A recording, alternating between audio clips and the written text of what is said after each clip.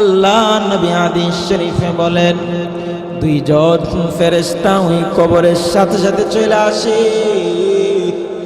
ওই ফেরেশতারা আইসা বান্দাকে ডাক দেওয়ার পরে বান্দা ওইটা বসে যায়। এরপরে ওই ফেরেশতারা মুনকার নাকির দুইজন ফেরেশতা তারা ওই বান্দাকে প্রশ্ন করে, মার রব্বুকা, তোমার রবকে, ওয়ামা দীনুকা, তোমার ধর্ম কি, ওয়ামান নবিয়ুকা, তোমার নবীকে। এই প্রশ্ন যখন করা হয় ওই বান্দা কোনো উত্তর দিতে পারবে না। ওই বান্দা শুধুমাত্র একটা বাক্য বলবে, হা লা আদরি, হা লা আদরি, হাই হাই রে, আমি জানি না আমার আল্লাহকে, আমি জানি না আমার ধর্ম কি, আমি জানি না আমার নবীকে। সবাইকে আমি একটা প্রশ্ন করে উত্তর দিবেন। কেউ যদি এই কথা কবরে বলে যে আমি জানি না আমার রবকে, আমি জানি না আমার ধর্ম কি, আমি জানি না আমার নবীকে, তাহলে বলেন ওই ব্যক্তির উপায় আসেনি? উপায় আসেনি? মায়ের কি একটা মারিত করবনি, সব পিঠে পড়বে। আল্লাহর এই বান্দা যখন এই উত্তর দিবে আমি জানি না, সাথে সাথে বান্দার উপরে তিনটা শাস্তি আরম্ভ হয়ে যায়। আল্লাহর নবী হাদিস শরীফে বলেন, ওই বান্দাকে সাথে সাথে জাহান্নামের পোশাক পরে দেওয়া হয়। দুই নাম্বার শাস্তি,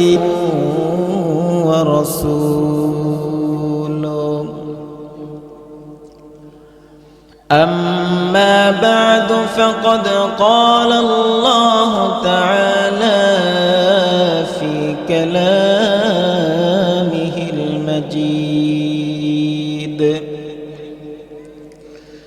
وفي فرقانه الحميد.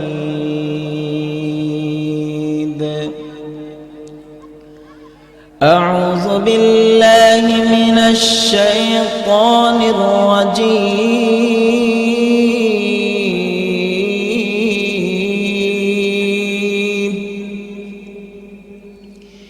بسم الله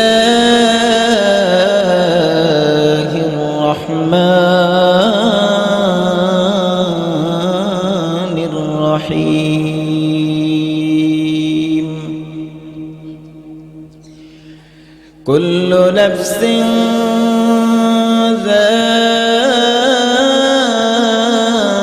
ذائقة الموت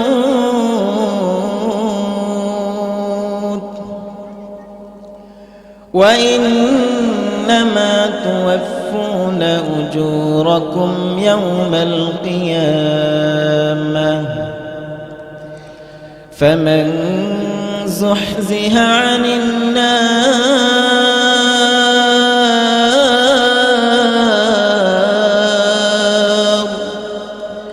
وأدخل الجنة فقد فاز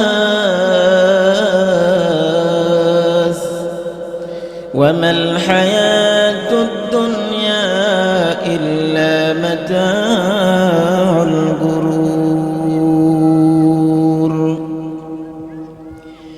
وقال صاحب القرآن صلى الله عليه وسلم: القبر روضة من رياض الجنة أو حفرة من حفر النار أو كما قال النبي عليه الصلاة والسلام. সকলে আমার সাথে মহব্বতের সাথে নামাজের দুরূদ ইব্রাহিম পাঠ করি। আল্লাহুম্মা সাল্লি আলা মুহাম্মাদিন ওয়া আলা আলি মুহাম্মাদ محمد كما صليت على إبراهيم وعلى آل إبراهيم إنك حميد مجيد اللهم بارك على محمد وعلى آل محمد كما باركت على إبراهيم وعلى آل إبراهيم إنك حميد مجيد بلغ العلا بكماله كشف الدجى بجماله حسنت جميع خصاله صلوا عليه وآله الحمد لله রূপসী পশ্চিম কান্দাপাড়া চৌবুদ্দি বাড়ি যুব সমাজের উদ্যোগে প্রথম বার্ষিক ওয়াজ মাহফিলের প্রধান অতিথি জনাব আব্দুল হিকাম চেয়ারম্যান 10 নং রূপসী ইউপি, উক্ত মাহফিলের সম্মানিত সভাপতি জনাব আব্দুল আবু বাকর মেম্বার 2 নং ওয়ার্ড রূপসী, অত্র মাহফিলে আগত দিনদার ইসলাম প্রিয় কোরআন প্রিয় উলামায়ে কেরাম প্রিয় আলেম প্রিয় দূর দূরান্ত থেকে আগত আমার মুরব্বী বাবারা, সমবয়সী যুবক ভাইয়েরা, পর্দার আড়ালের সম্মানিত মা ও বোনেরা, আমরা সর্বপ্রথম আল্লাহ তাআলার কাছে শুকরিয়া আদায় করি যে মহান রব্বুল আলামিন আজকের এই মাহফিলে আমাদেরকে সুস্থতার সাথে অংশগ্রহণ করার তৌফিক দান করেছেন। সেই মালিকের দেওয়া শক্তি দিয়ে, সেই মালিকের দেওয়া জবান দিয়ে সকলেই উচ্চ আওয়াজ একবার বলি আলহামদুলিল্লাহ, আরো জোরে বলে আলহামদুলিল্লাহ। আমরা এই মাহফিলে আসতে পেরে সবাই খুশি না বেজার? সবাই খুশি তো আলহামদুলিল্লাহর আওয়াজটা আরো জোরে দিতে হবে। আমরা সকলে আবার শুকরিয়া আদায় করি আলহামদুলিল্লাহ। সম্মানিত উপস্থিতি, আমি আপনাদের সামনে কোরআনে কারীমের একটি ছোট্ট আয়াত তেলাওয়াত করেছি। হুজুরে পাক সাল্লাল্লাহু আলাইহি ওয়াসাল্লামের অসংখ্য অগণিত হাদিস থেকে ছোট্ট একখানা হাদিস আপনাদের সামনে পাঠ করেছি। আল্লাহ পাক যদি আমাকে তৌফিক দান করেন, তে আয়াত এবং হাদিসকে সামনে রেখে দিয়ে একটি কথা বলবেন ইনশাআল্লাহ। সারা পৃথিবীতে,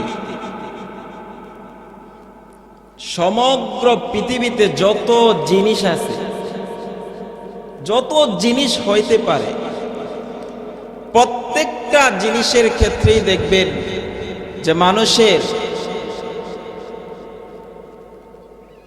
একত্বতা যে একটা জিনিস, একত্বতা সব জিনিসের মধ্যে হয় না। মানুষের ভিন্নতা থাকেই, প্রত্যেকটা জিনিসের মধ্যে মানুষের ইখতিলাফ, ভিন্নতা থাকে। যেমন কেউ একটা ঘর তুলছে, ঘর ওঠানোর পরে সে তার নিজের মতো করে ঘরটাকে উঠাইছে, দরজা দরজার জায়গায় দিছে, জানালা জানালার স্থানেই দিছে। তার দৃষ্টিতে ঘরটা অনেক সুন্দর হয়েছে, কিন্তু পার্শ্ববর্তী আরেকজন লোক এসে বলে, ভাই আপনার যে এই ঘরের যে দরজায় যে সিস্টেমটা আপনি দিছেন, সিস্টেমটা সুন্দর হয় না।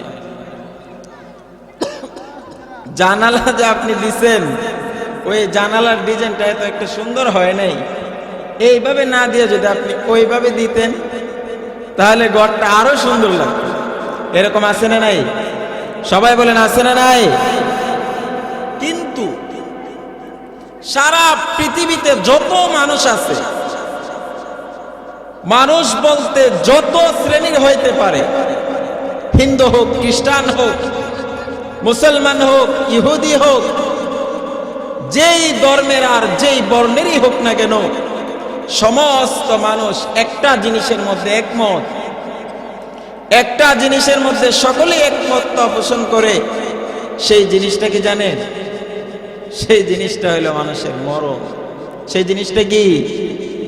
মানুষের মরণ। তো আপনাদের সামনে আমি মরণ সম্পর্কে কিছু কথা বলবো। প্রথমে আমরা জানবো এই মৃত্যু জিনিসটা কি। মৃত্যু জিনিসটা কি? এর জবাব হইল যে মৃত্যু হইল আল্লাহ পাকের, আল্লাহ রব্বুল আলামিনের একটা সৃষ্টি। মৃত্যু কার সৃষ্টি? সবাই কথা বলতে হবে। মৃত্যু কার সৃষ্টি? আল্লাহ তাআলার একটা সৃষ্টি, আল্লাহর একটা মাখলুক।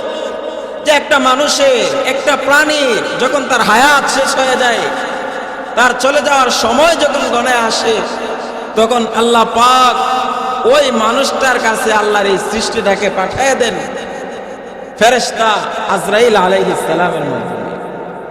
যেই নিয়ামত, যেই সৃষ্টিটা আসার পরে কোনো মাখলুকের তার মধ্যে এমন কোনো শক্তি নাই, এমন কোনো ধন দৌলত তার কাছে নাই, যেই সম্পদ আর যে ধন দৌলত দিয়া ওই মৃত্যু জিনিসটাকে সে দৌড়ায় দিতে পারবে। আছে এমন?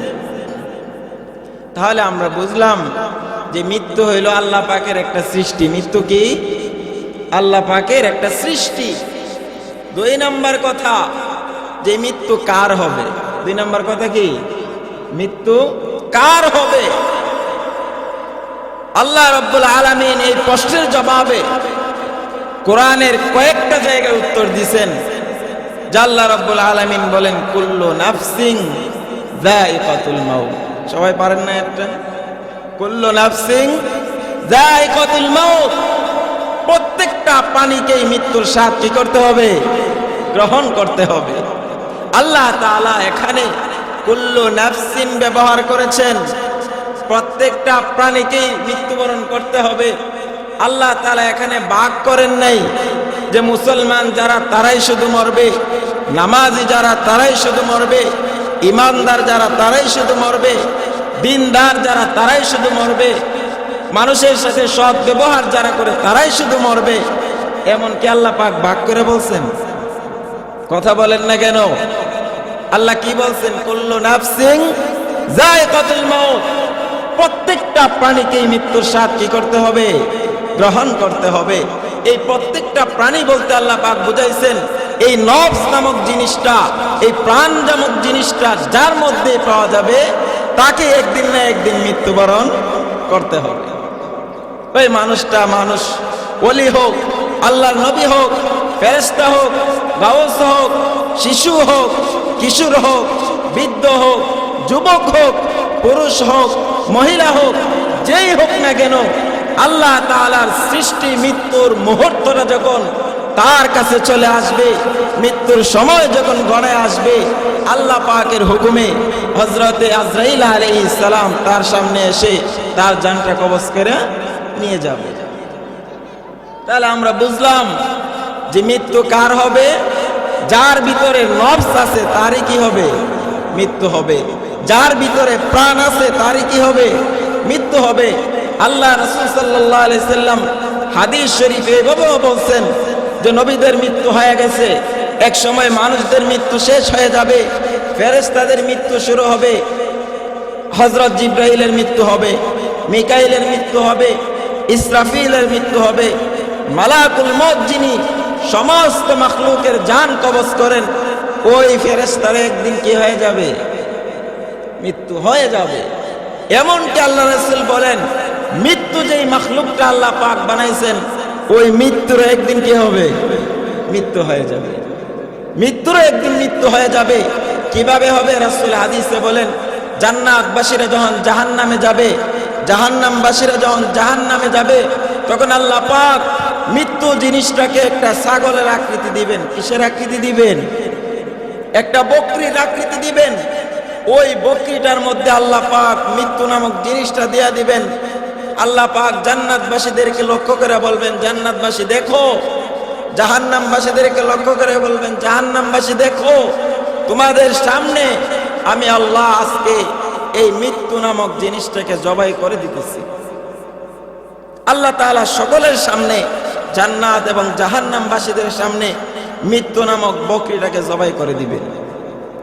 এই জবাই করে দেওয়ার পরে জান্নাতবাসী যারা হবে তারা তো আনন্দে আত্মহারা যে আল্লাহ তাআলা মৃত্যুকে জবাই করে দিয়েছেন। এর মানে হইল আমরা যারা জান্নাতে গেছি চিরদিনের জন্য কোথায় গেছি?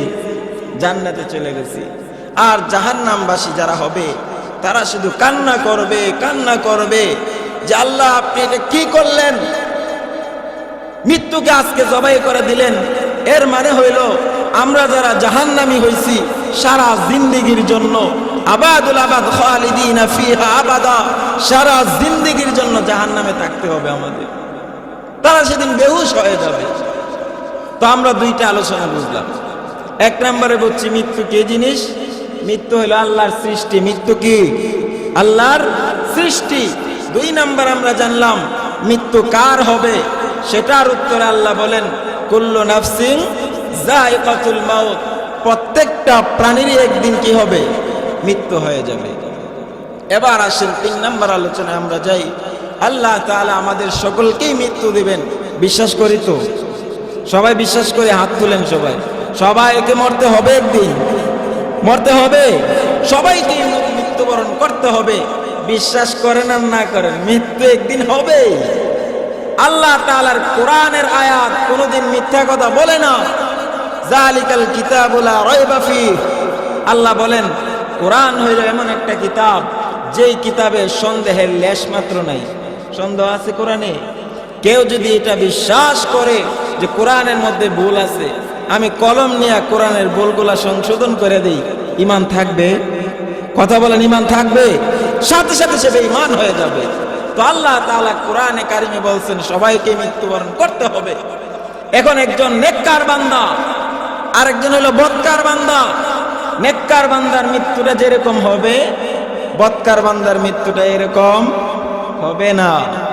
নেককার বান্দার মৃত্যুটা যেই সহজে হবে, বদকার বান্দার মৃত্যুটা এত সহজে হবে না। এই জন্য আল্লাহ রাসূল সাল্লাল্লাহু আলাইহি ওয়াসাল্লাম হাদিস শরীফে বলেন, আল্লাহ রাব্বুল আলামিন আল্লাহর প্রিয় বান্দার মৃত্যুর সময়টা যখন গণে আসে, নামাজি বান্দার মৃত্যুটা যখন গণে আসে, আল্লাহ রাব্বুল আলামিন মালাকুল মউত আজরাইল আলাইহিস সালামকে উদ্দেশ্য করে বলেন, আজরাইল যাও রে যাও রে যাও যাও যাও, আমার অমুক ওলির নিকটে যাও, আমার অমুক বান্দার নিকটে যাও, তার জানটা আজকে তুমি কবজ করে নিয়ে আসো। আমার এই বান্দা পৃথিবীতে কত কষ্ট সহ্য করেছে।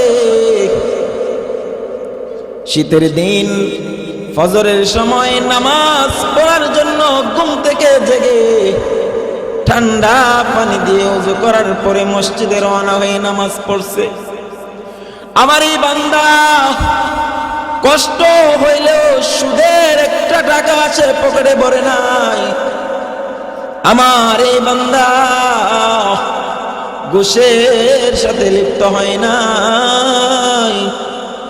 আমার এই বান্দা চলার পথে কষ্ট সহ্য করেছে।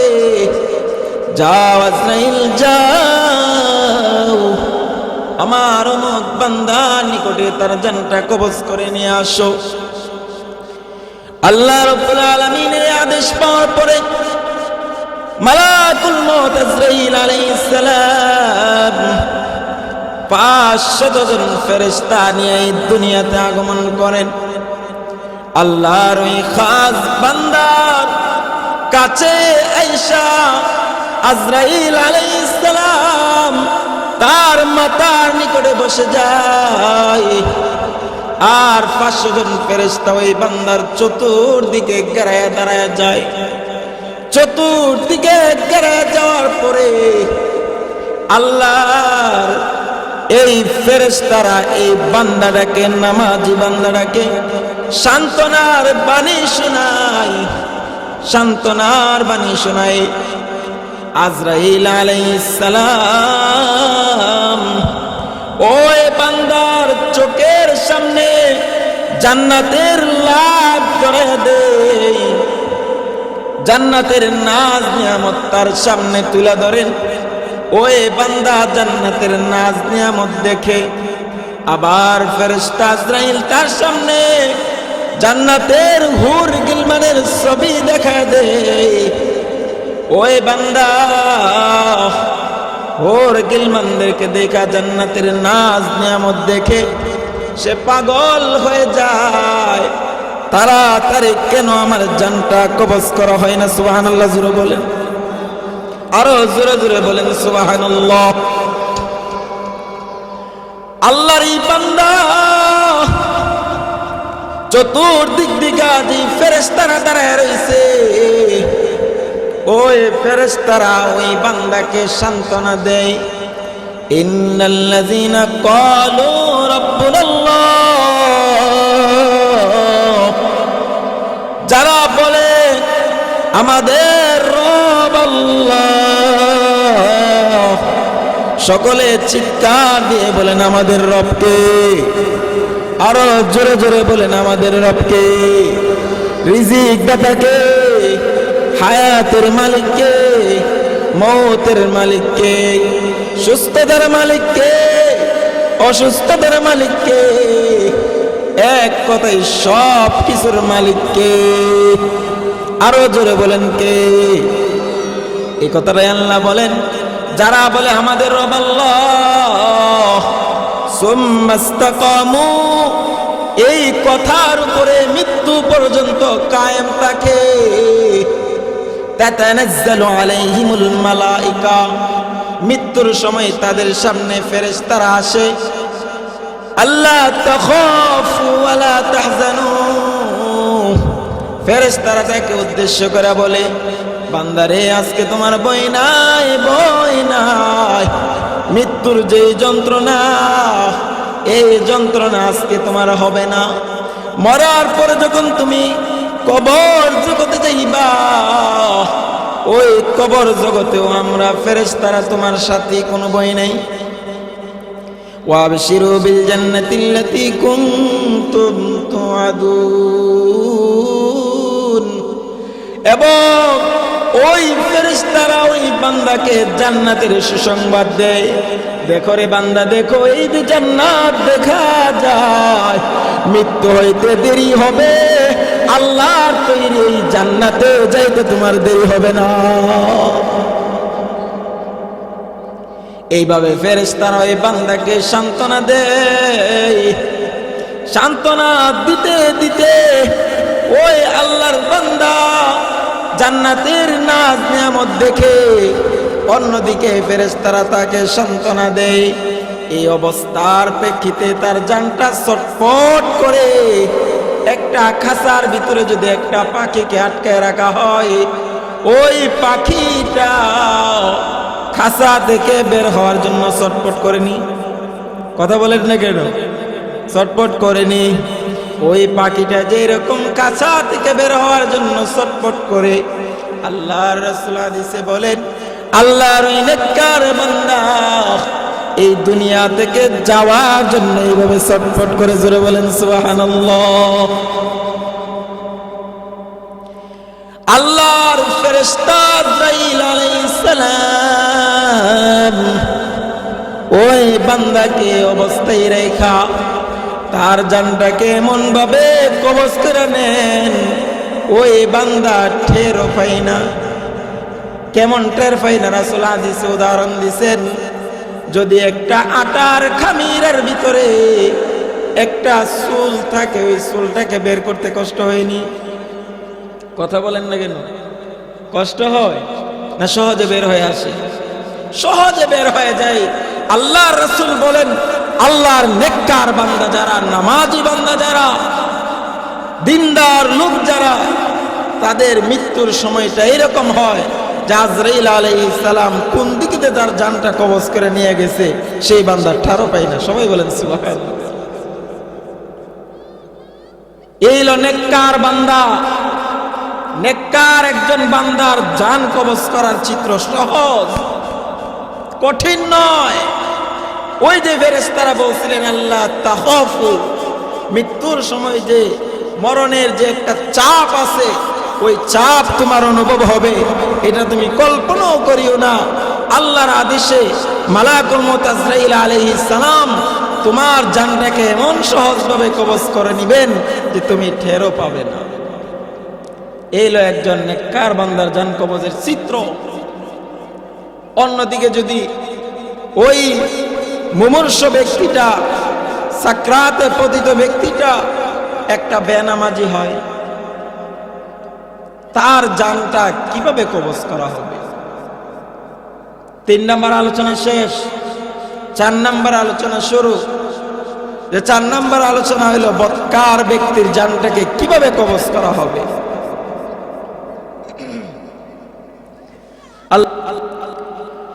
একটা বদকার বান্দার জান কবজের সময় যখন গণে আসে, আল্লাহ রাব্বুল আলামিন মালাকুল মউত আজরাইল আলাইহিস সালামকে উদ্দেশ্য করে বলেন, আজরাইল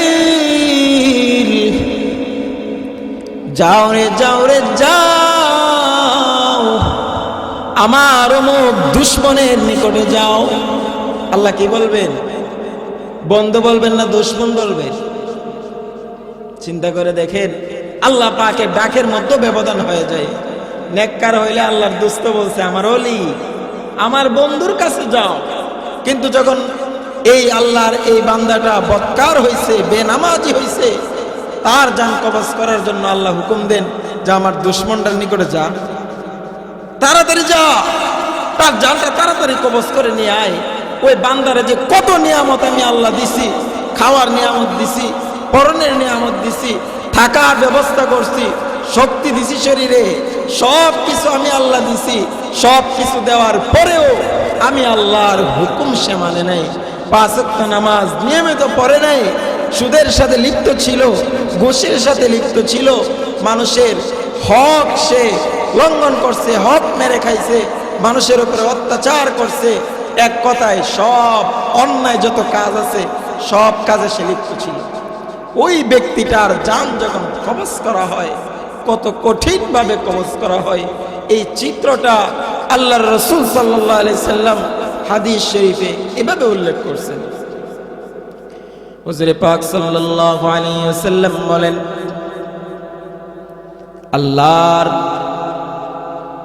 বেনামাজি বান্দার জান কবজ করার জন্য সময় গণে আসে, আল্লাহ তাআলা মালাকুল মউত আজরাইলকে উদ্দেশ্য করে বলেন, আজরাইল যাও আমার অমুক দুশমনের নিকটে যাও, তার জানটা তাড়াতাড়ি কবজ করে নিয়ে আসো। আমি আল্লাহ তাকে পানি খাওয়ার নিয়ামত দিয়েছি, থাকার নিয়ামত দিয়েছি, শরীরে শক্তি দিছি, নামাজ পড়ার জন্য নামাজ পড়ে নাই, সুদের সাথে লিপ্ত ছিল, ঘুষের সাথে লিপ্ত ছিল, আলেম উলামা বিদ্বেষী ছিল। আলেমরা যখন হক কথা বলতো, হক কথা সে মানত না। যাও যাও তাড়াতাড়ি আমার দুশমনের জানটা কবজ করে নিয়ে আসো। আমি আল্লাহ আজকে তাকে জনমের শিক্ষা দিব। যাও তাড়াতাড়ি যাও, ওই বান্দার জানটা তাড়াতাড়ি কবজ করে নিয়ে আসো। আল্লাহ পাকের আদেশ পাওয়ার পরে মালাকুল মউত আজরাইল আলাইহিস সালাম আগের মতো 500 জন ফেরেশতা নিয়ে এই দুনিয়াতে আগমন করেন। কয়জন ফেরেশতা? কতজন? 500 জন ফেরেশতা এই দুনিয়াতে নিয়ে আগমন করেন। আগের মতো হযরত আজরাইল আলাইহিস সালাম ওই বান্দার কাছে আয়েশা জাহান্নামের একটা আগুনের টুকরা তার এই গলার নিচে রেখে দেয়, আর ওনার সাথে একটা জাহান্নামের লাঠি নিয়ে আসে। ওই বান্দাকে আয়েশাই প্রহার করতে শুরু করে, মারতে শুরু করে। মার যখন শুরু হয়ে যায়, ওই বান্দার জানটা দৌড়াদৌড়ি শুরু করে।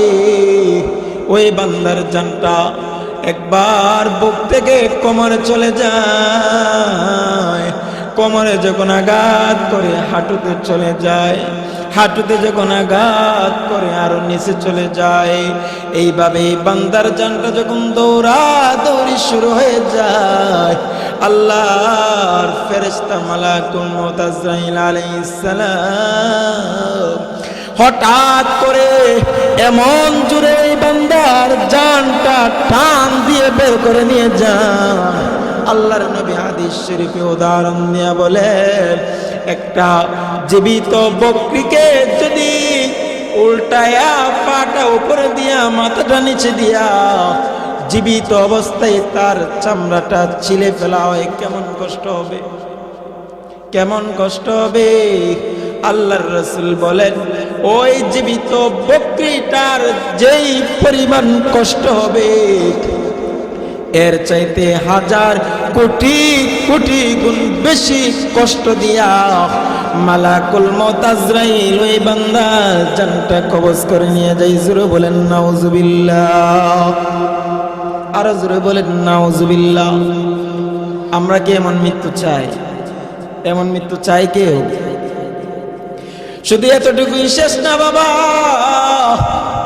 এই বদকার বান্দার জানটা যখন কবজ করে শেষ হয়ে যায়, ওই বান্দার জানটাকে মালাকুল মউত আজরাইল আলাইহিস সালাম আল্লাহ তৈরি সিজ্জিনের মধ্যে একটা জেলখানা আছে, ওই জেলখানার মধ্যে রেখে দেন। কিন্তু নেককার বান্দার জানটাকে ইল্লিয়িনে মেহমান খানায় রেখে দেন। সুবহানাল্লাহ বলে। এই বদকার বান্দার জানটা যখন সিজ্জিনের মধ্যে রেখে দেওয়া হয়, ওই বান্দারকে মানুষ গোসল টোসল দিয়া জানাজা পড়াইয়া যখন কবরে রেখে আসা হয়, ওই কবরটা তার জন্য কেমন জাহান্নামের ব্যবস্থা হয়ে যায়। খেয়াল দিয়ে শুনেন বাবা, এই কবর এমন একটা ঘর, যেই ঘরে প্রত্যেকটা মানুষকে একদিন না একদিন শুইতে হবে। আমার নিজের হাতে আমার দাদাকে দাফন করেছি, অনেকে নিজের বাবা মাকে এই কবরে দাফন করেছি, অনেকে অনেকের আত্মীয় স্বজনকে নিজ হাতে কবরে কবরস্থ করছি। ওই কবরের বাবা আমারও একদিন আমার আত্মীয় স্বজনরা আমাকেও একদিন ওইভাবে দাফন করে চলে আসবে, কোনো খবর নিবে না। ঠিক কিনা বলেন? ঠিক কিনা? ধন সম্পদ কোনো কাজে না আসবে, কোনো কাজে আসবে না। সন্তান বলেন, স্ত্রী বলেন, ভাই বেড়াদার বলেন, মা বাবা বলেন, কেউ যাইব কবরে? কবরের ভিতরে যাবে কেউ? এই কবরে আমাকে একাই থাকতে হবে, এই কবরে আমাকে একাই থাকতে হবে। এই জন্য ভাই কবরে যাওয়ার আগে আগে এই কবরের সামানা, এই কবরের পাথেয় অর্জন করে এই কবরে যেতে হবে। আর নাইলে উপায় নেই, উপায় নাই। এই কবরে যখন মক্কার বান্দাটাকে দাপন কইরা লোকজন 40 কদম দূরে চলে যায়, আল্লাহ নবী হাদিস শরীফে বলেন, 2 জন ফেরেশতা ওই কবরের সাথে সাথে চলে আসে। ওই ফেরেশতারা আয়েশা বান্দাকে ডাক দেওয়ার পরে বান্দা ওইটা বসে যায়। এরপরে ওই ফেরেশতারা মুনকার নাকির 2 জন ফেরেশতা, তারা ওই বান্দাকে প্রশ্ন করে, মার রব্বুকা, তোমার রবকে, ওয়ামা দীনুকা তোমার ধর্ম কি, ওয়ামান নবিয়ুকা তোমার নবীকে। এই প্রশ্ন যখন করা হয়, ওই বান্দা কোনো উত্তর দিতে পারবে না। ওই বান্দা শুধুমাত্র একটা বাক্য বলবে, হা ঘা লা আদরি, হা লা আদরি, হাই হাই রে আমি জানি না আমার আল্লাহকে, আমি জানি না আমার ধর্ম কি, আমি জানি না আমার নবীকে। সবাইকে আমি একটা প্রশ্ন করে উত্তর দিবেন।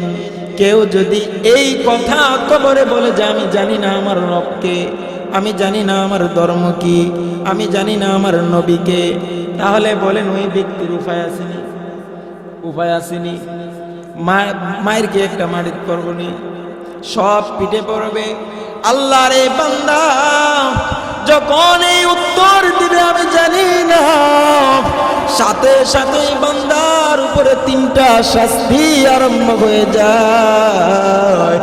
আল্লাহর নবী হাদিস শরীফে বলেন, ওই বান্দাকে সাথে সাথে জাহান্নামের পোশাক পরে দেওয়া হয়।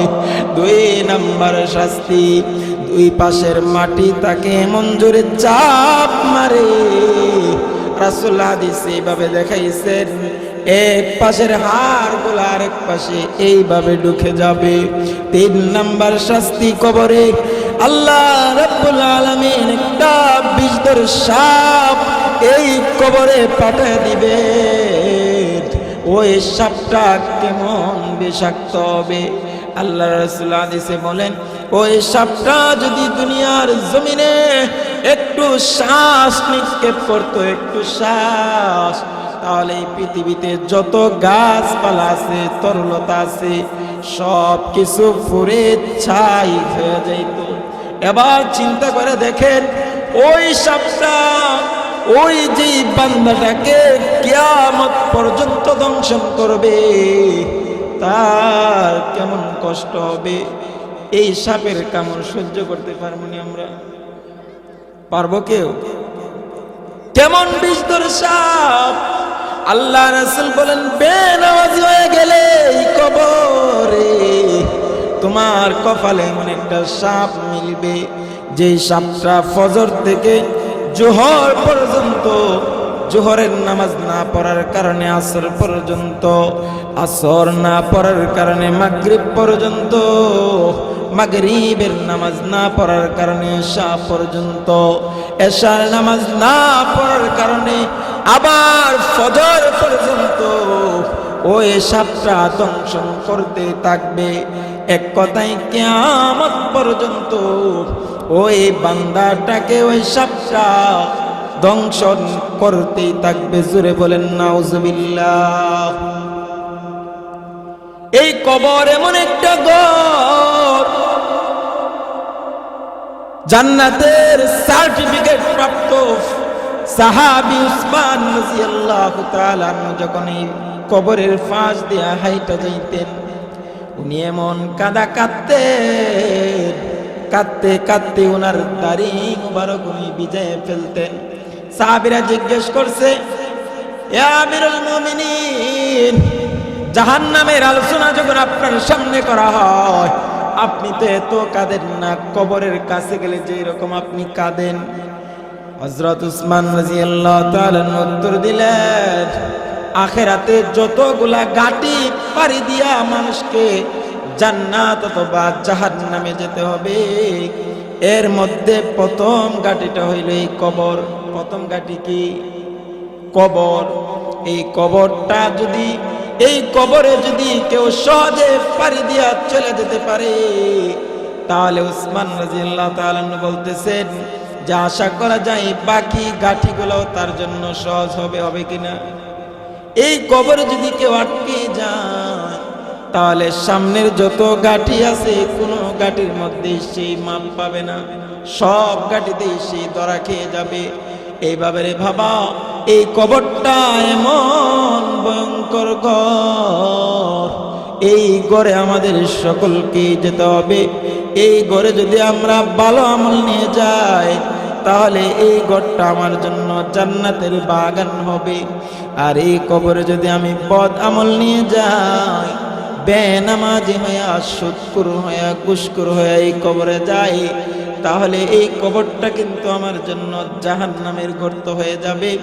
আল্লাহর রাসূল বলেন, আল কবর রাউদাতুম মিন রিয়াদিল জান্নাহ আও হুফরাতুম মিন হুফারিন নার। এই কবরটা হয়তো তোমার জন্য জান্নাতের বাগান হয়ে যাবে, অথবা এই কবরটাই তোমার জন্য জাহান্নামের গর্ত হয়ে যাবে। এজন্য কবরের চিন্তা করতে লাগবে কি লাগবে না? জোরে বলেন, কবরের চিন্তা করতে হবে কিনা? কবরের সামানা দরকার আছে না নাই? নামাজ পড়ার দরকার আছে না নাই? 5 ওয়াক্ত নামাজ পড়বো তো ইনশাআল্লাহ, গুরুত্ব দিয়ে পড়বো তো। আজান হয়ে গেলে সকলে আমরা দলবদ্ধ হয়ে নামাজে চলে যাব, দলে দলে নামাজে চলে যাব।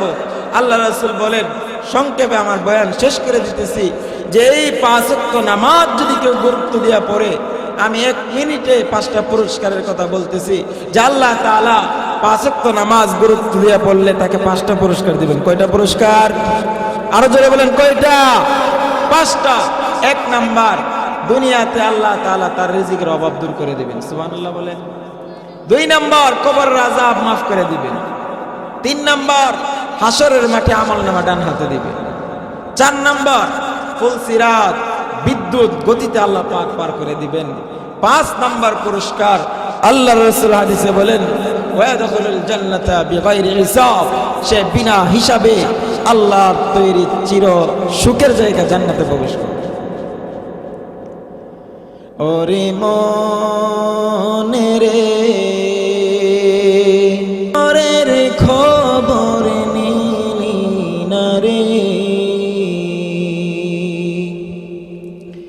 অতই যাবি রে ভাই, একা একা যাবি রে ভাই, একা একা অন্ধকার কবরে, কবর গরের খবর নিলি না রে। ওরে মনে রে, কবর গরের খবর নিলি না রে। এই ঘরের খবর নেওয়ার দরকার আছে না নাই? আরো জোরে বলেন। তো আমরা আজকে শুনলাম যে আল্লাহ পাক এই মৃত্যুর কি জিনিস। আমরা কি বলছি? মৃত্যু আল্লাহর সৃষ্টি। সবাই বলেন, মৃত্যু কার সৃষ্টি? আল্লাহ তাআলার সৃষ্টি। 2 নাম্বার আমরা শুনলাম যে মৃত্যু কার হবে। উত্তর হইল, যার ভিতরে প্রাণ আছে তারই মৃত্যু হবে। যার ভিতরে প্রাণ আছে তারই কি হবে? মৃত্যু হবে।